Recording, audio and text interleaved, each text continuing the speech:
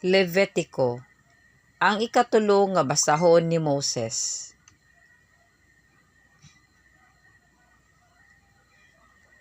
Ang mga halad nga sinunog. 1. Og si Moses gitawag ni Jehova og nakigsulti kaniya gikan sa balong-balong nga pagatiguman nga nagaingon. 2. Magsulti ka sa mga anak sa Israel ug ingna sila sa diha nga ang uban kaninyo magadala og halad nga ngadto kang Jehova, magabuhat kamo sa inyong halad gikan sa kahayupan bisan sa mga baka o gikan sa tanang karnero. 3.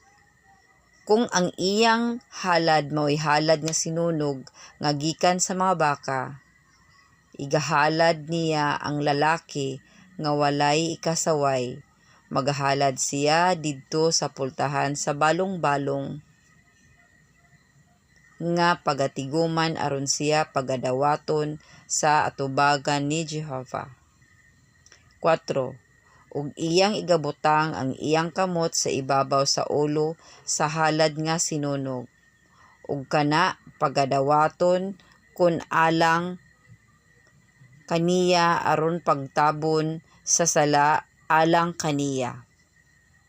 5. Ug siya magapatay sa laking baka sa atubangan ni Jehova.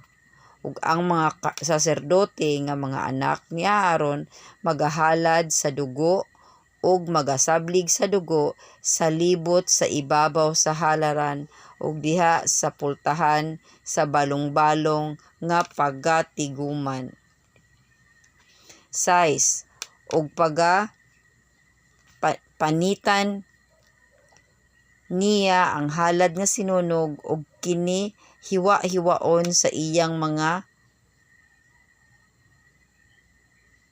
bahin. 7. Ug ang mga anak nga lalaki ni Aaron nga saserdote magabutang og kalayo sa ibabaw sa halaran ug magabalay og sugnod sa ibabaw sa kalayo. 8. Ug ang mga saserdote nga mga anak nga lalaki ni Aaron magapahimutang sa mga bahin sa ulo ug sa tambok sa ibabaw sa sugdod diha sa ibabaw sa kalayo nga naa sa ibabaw sa halaran. 9. Apan hugasan niya sa tubig ang mga sulod sa lawas ug ang mga paa niini, ug ang saserdote magasunog sa tibuok sa ibabaw sa halaran nga usa ka halad nga sinunog, usa ka halad nga pinaagi sa kalayo nga usa ka kahumot alang kang Jehova.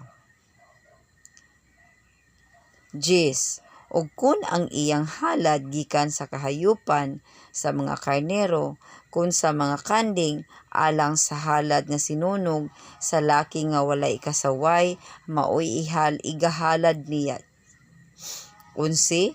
Ug kini patyo niya sa luyo sa halaran dapit sa amihanan sa atubangan ni Jehova ug ang mga saserdote nga mga anak ni Aaron.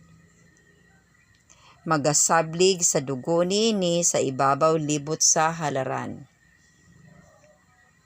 12. Ug siya magabahin-bahin niini sa iyang mga bahin uban ang iyang ulo ug ang iyang tambok ug ang saserdote mao'y magabalay niini sa ibabaw sa sugnod diha sa ibabaw sa kalayo nga anaa sa ibabaw sa halaran.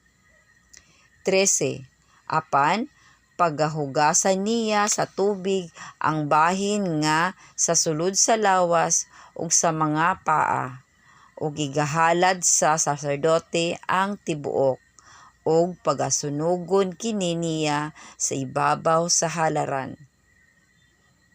Kini mao ang halad nga sinunog, halad nga pinaagi sa kalayo, usa ka kahumot alang kang Jehova.